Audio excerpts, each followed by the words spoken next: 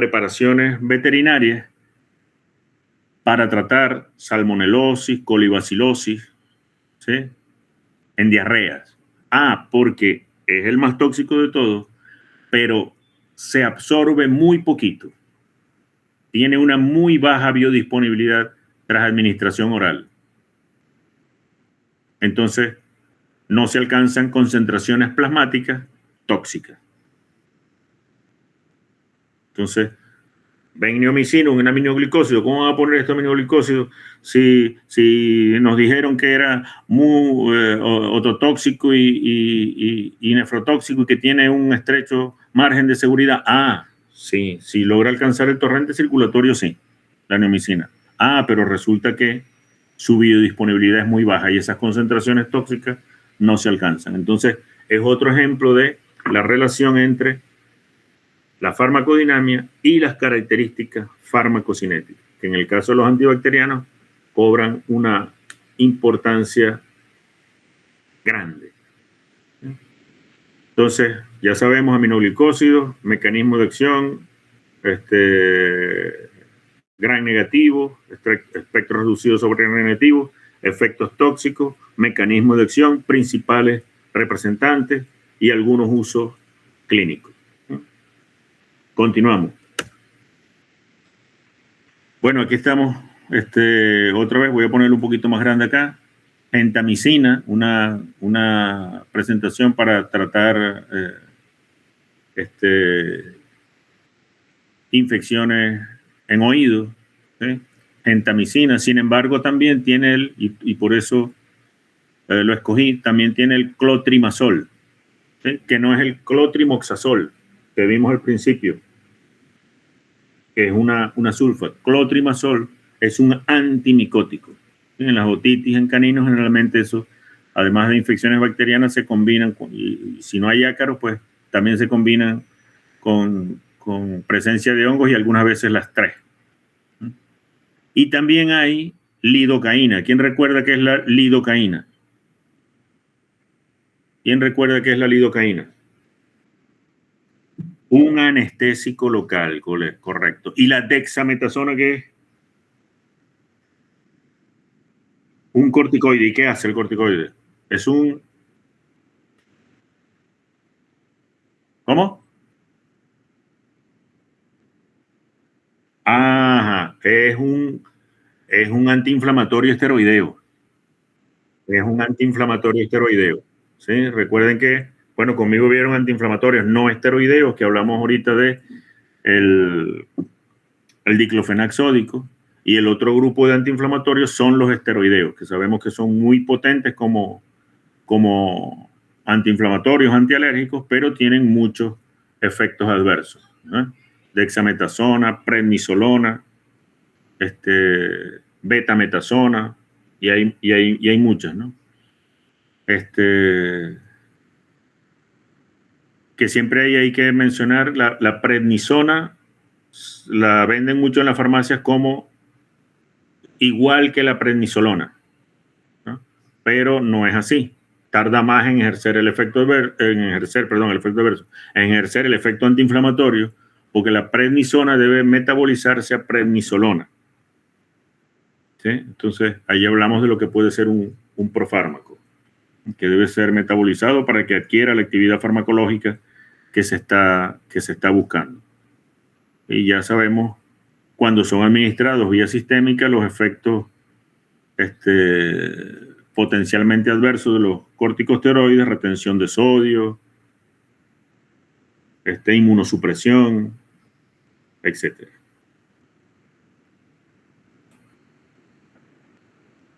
Bien, continuamos aquí entonces. Ya no me falta mucho. Antibacterianos que inhiben la síntesis proteica, ¿sí? Otro grupo, fenicoles. Principal representante, el cloranfenicol, de un hongo aislado inicialmente, Streptomyces venezuelae, de aquí, ¿sí? Después, como muchos fármacos, se produce por síntesis química. Los principales representantes de los fenicoles son el florfenicol y el tianfenicol. En comparación, estos dos, el florfenicol con el tianfenicol, tienen mucha menor toxicidad. ¿sí? ¿Y cuál es la...? Bueno, vamos primero con esto, ¿no? Mecanismo de acción. Inhiben la elongación de la cadena polipeptídica por unión a la subfracción ribosomal 50S. Son bacteriostáticos. Son muy liposolubles. Pueden llegar fácilmente al líquido cefalorraquídeo. El cloranfenicol se metaboliza ampliamente vía hepática. Una fracción menor es eliminada por vía renal. Sin embargo, eso cambia con el florfenicol y con el tianfenicol, donde al menos hasta un 50% puede ser eliminado vía renal sin transformación. Entonces eso, ya sabemos que si se trata de un paciente que tiene compromiso hepático, entonces debemos buscar un fármaco que no se vaya a metabolizar a nivel hepático y preferiblemente se elimine vía urinaria, ¿sí? Entonces, principales representantes, mecanismos de acción y algunas características farmacocinéticas, ¿sí? No se deben administrar en hembras gestantes porque, por su amplia liposolubilidad y sobre todo por el referido al cloranfenicol, producen alteraciones en la síntesis proteica, sobre todo discrasias sanguíneas. ¿Sí? Discrasias sanguíneas. Alteran la producción de glóbulos rojos y puede llegar a producir el cloranfenicol una aplasia medular. No se produce ningún tipo de célula sanguínea. Sobre todo, y ahí está el orden de susceptibilidad a ese efecto adverso del cloranfenicol: humano, gato, perro y bovino. El bovino es el menos susceptible. ¿Sí? ¿Y por qué ocurre eso? Porque la toxicidad selectiva, la supresión de la síntesis proteica, también ocurre en el mamífero. Hay poca toxicidad selectiva a que esta ocurra solamente en la célula, en la bacteria. También ocurre en las células eucariotas. Por eso mismo no se recomienda utilizar en general los fenicoles, no se recomiendan utilizar próximo a una vacunación. Y sobre todo el cloranfenicol tiene importantes interacciones metabólicas farmacocinéticas, porque se metaboliza ampliamente a nivel hepático en conjunto con, si se administra junto con otros fármacos que también se metabolizan ampliamente a nivel hepático, entonces la posibilidad de que se produzcan efectos adversos con una dosis terapéutica se incrementan. Como alternativa a los fenicoles están las tetraciclinas, ¿sí? Que tienen menor toxicidad comparativamente. Sin embargo, los fenicoles son efectivos en el tratamiento de infecciones del sistema nervioso central, respiratorias, entéricas y frente a bacterias anaerobias. ¿Hay alguna pregunta hasta acá? Continuamos. Entonces, mecanismos de acción, principales representantes, efectos adversos, aplasia medular, sobre todo, ejemplo, el cloranfenicol, menos los otros dos, el tianfenicol y el florfenicol.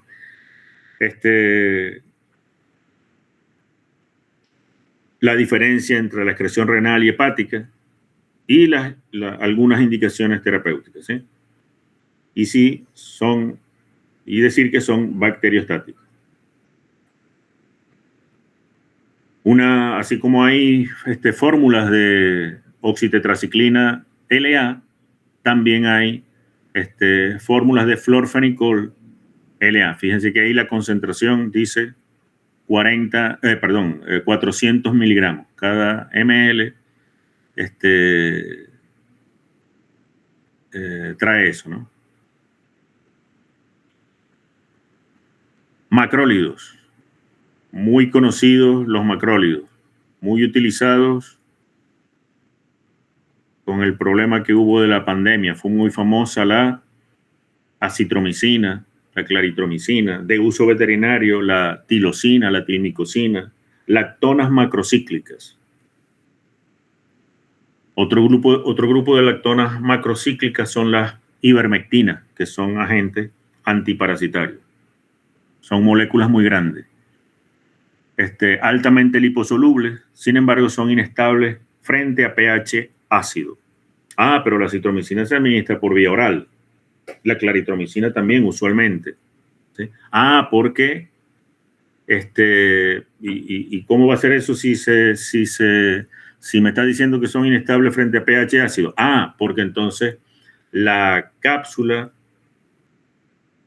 trae una cubierta entérica para que no se disuelva en el estómago, pase al intestino, se disuelva en el intestino y ahí se absorba. Entonces ya no es una característica farmacocinética del principio activo, ¿sí? Sino que la presentación farmacéutica que se hace es para precisamente obviar esa característica que el fármaco tiene, que es inestable frente a pH ácido. Entonces se hace la presentación oral con cubierta entérica para que pueda pasar a intestino y ahí absorberse y no se ¿cómo se llama? No se hidrolice, no se inactiven por el ácido clorhídrico en el estómago. Son bacteriostáticos y el mecanismo de acción es en la misma subunidad, en la 50S, que los fenicoles. Por eso mencionamos al principio, no se recomienda, no se debería utilizar macrólidos junto con fenicoles, porque los dos tienen el mismo sitio de acción. Entonces, uno de los dos se va a perder, uno de los dos no va a hacer nada. Y se consideran los macrólidos, de amplio espectro. Se consideran de amplio espectro. Como alternativa al uso de penicilinas en infecciones del aparato respiratorio, ¿sí? Si tenemos resistencia a penicilina, si tenemos resistencia a amoxicilina más ácido clavulánico, ¿sí?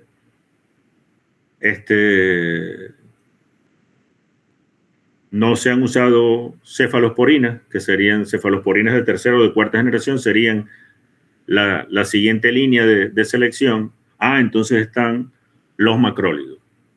Entonces hablaríamos de betalactámicos, penicilinas, amoxicilina o aminopenicilina, quizás cefalosporina, luego macrólidos. Y posterior, la fluoroquinolona, que no las hemos visto. Frente a tratamiento, por ejemplo, de neumonía. No deberíamos escoger inicialmente fluoroquinolona o macrólido. Debemos irnos siempre por la primera línea, de primera elección. De primera elección no significa que es el de última generación o es el más nuevo. No. De primera elección significa utilizar el arma más común. Porque si utilizo de una vez la última, y como el tratamiento antibacteriano es una guerra, hay que verlo así. Entonces, si utilizo de una vez la última, corro el riesgo de quedarme sin armas para hacer frente a las bacterias. Entonces, por eso siempre debo utilizar desde lo más conocido, lo más sencillo, hasta, si tengo problemas en hacer frente a la infección, hasta llegar a una fluoroquinolona. No al revés. No se debería hacer al revés. No sería uso racional de antibacteriano. Continuamos. Amplio espectro. ¿Qué más? Vamos a ver. ¿Qué más sigue aquí? administración oral per os, P mayúscula o mayúscula, con cubierta entérica, ¿sí? En algunos casos se prefiere la administración intravenosa, la intramuscular, precisamente porque tienen alto peso molecular, son moléculas grandes, son macrólidos, y la administración intramuscular es muy dolorosa, ¿sí? Se consideran bastante seguros. Como muchos antibacterianos, tras administración oral pueden terminar, dependiendo de la duración del tratamiento, pueden producir irritación gastrointestinal. Se utilizan, fíjense, en las indicaciones terapéuticas, neumonía, infecciones respiratorias, infecciones de tejidos blandos, generalmente asociadas a gran positivo. Por eso constituyen una alternativa al uso de beta-lactámico. Y también en infecciones urinarias. La tilmicosina se menciona que puede ser cardiotóxica porque algo parecido a lo que pasa con las tetraciclinas, produce quelación del ion calcio. Y eso puede comprometer, sobre todo si es una administración endovenosa, puede comprometer la función cardíaca. ¿Qué más tengo por aquí? Bueno, una presentación de tilosina. Y vamos a llegar al último de los grupos antibacterianos. La quinolona, derivada de una sustancia que se utilizó hace mucho tiempo, la cloroquina. A partir de allí se sintetizó el ácido nalidíxico.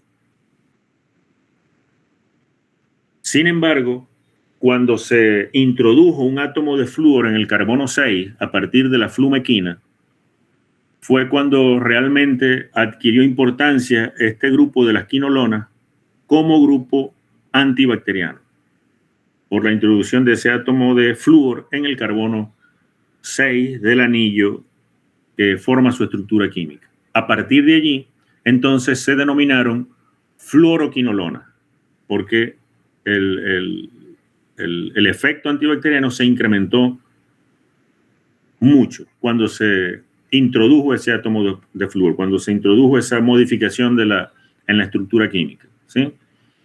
Y a partir de allí entonces se denominaron como fluoroquinolonas. Y aparecieron fluoroquinolonas de primera generación, de segunda generación, de tercera generación.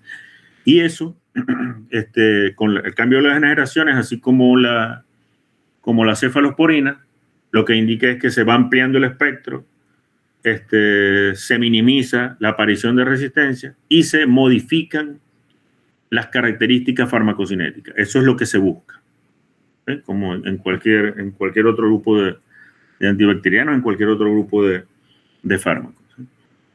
Pero pues en los antibacterianos se habla especialmente de las generaciones.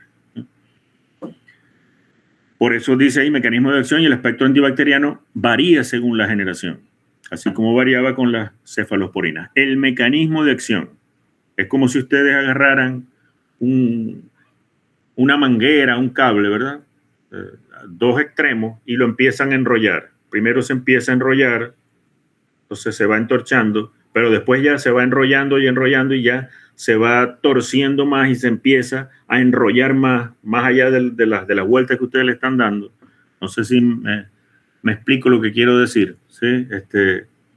Agarran dos extremos de cable y lo van enrollando, ya entonces es tanto el enrollamiento que se va enrollando más. Entonces por eso hablamos de enrollamiento y superenrollamiento.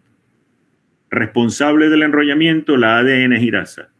Y de que se enrolle sobre lo ya enrollado es el superenrollamiento, responsable de cortar el ADN y permitir ese enrollamiento y superenrollamiento es la topoisomerasa 4. Entonces las fluoroquinolonas inhiben esas enzimas, que es necesario que ocurra ese enrollamiento y superenrollamiento para que el ADN bacteriano pueda entrar en la célula bacteriana. Entonces, ese es el mecanismo de acción. impedir el enrollamiento y el superenrollamiento del ADN bacteriano por inhibición de la ADN girasa y de la topoisomerasa 4. Una característica de este grupo de fármacos es que se metabolizan a sustancias que también tienen actividad antibacteriana. Y coloco allí el enrofloxacina, está mal escrito, dice ciprofloxacina, es ciprofloxacina.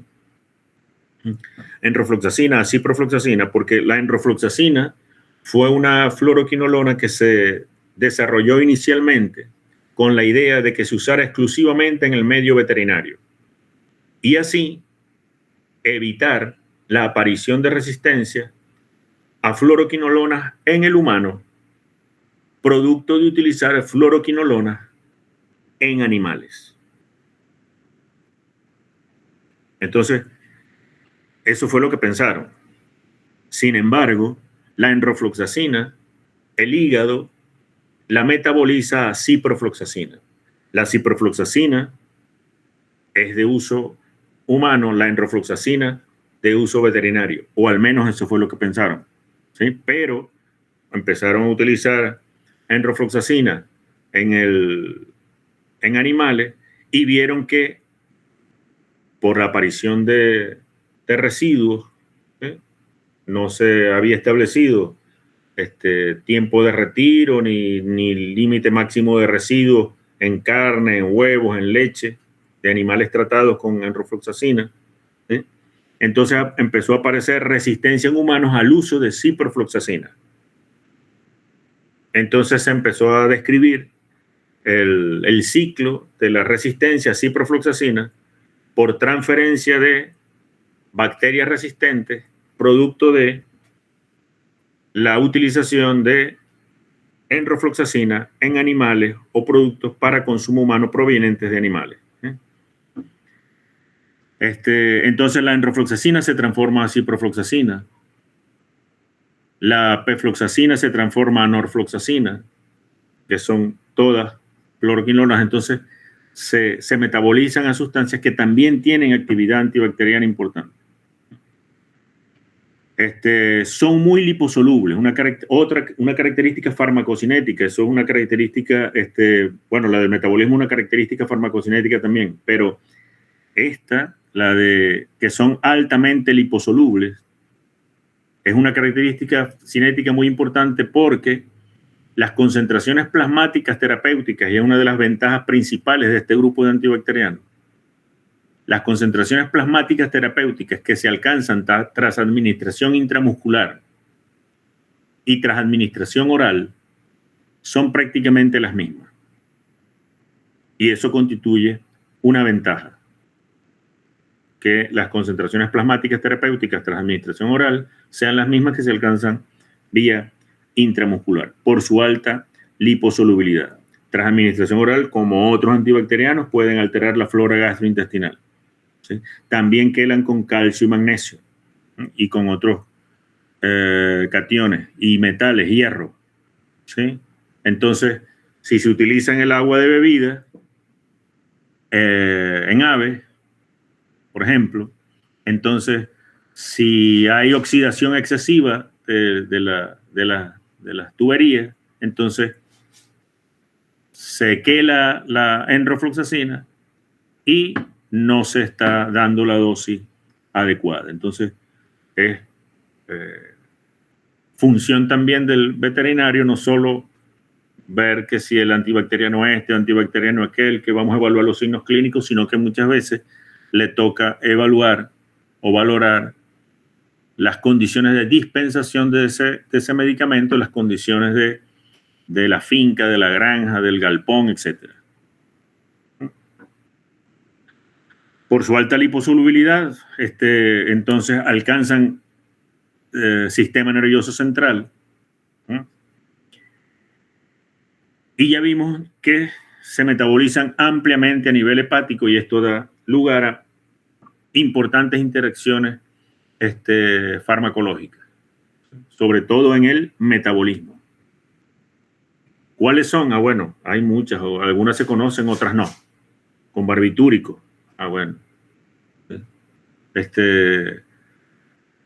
pero hay otras que no se conocen. Entonces, pauta del uso racional de medicamentos: no utilizar más de 6 fármacos al mismo tiempo, pensando en evitar la aparición de interacciones farmacológicas. ¿Sí? Continuamos. Principales efectos tóxicos de la fluoroquinolona: no se deben utilizar en caninos menores de 18 meses en etapa de crecimiento porque producen condrotoxicidad, producen degeneración de los cartílagos de las epífisis y también articulares. ¿Sí? Indicaciones terapéuticas: al principio se utilizaron solamente en infecciones renales causadas por Gram negativo, ácido nalidíxico, flumequina, primera generación de fluoroquinolona, eran sobre todo activas frente a Gram negativos.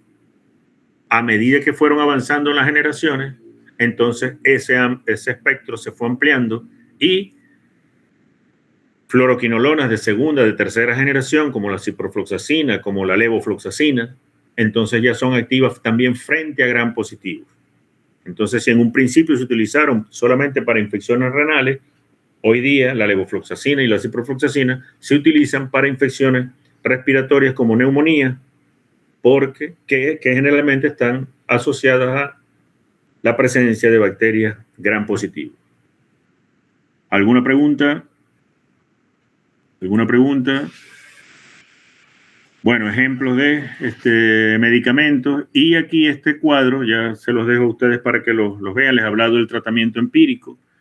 Y las bacterias generalmente involucradas, no hacemos antibiograma en la mayoría de los casos, por no decir que casi que en ninguno.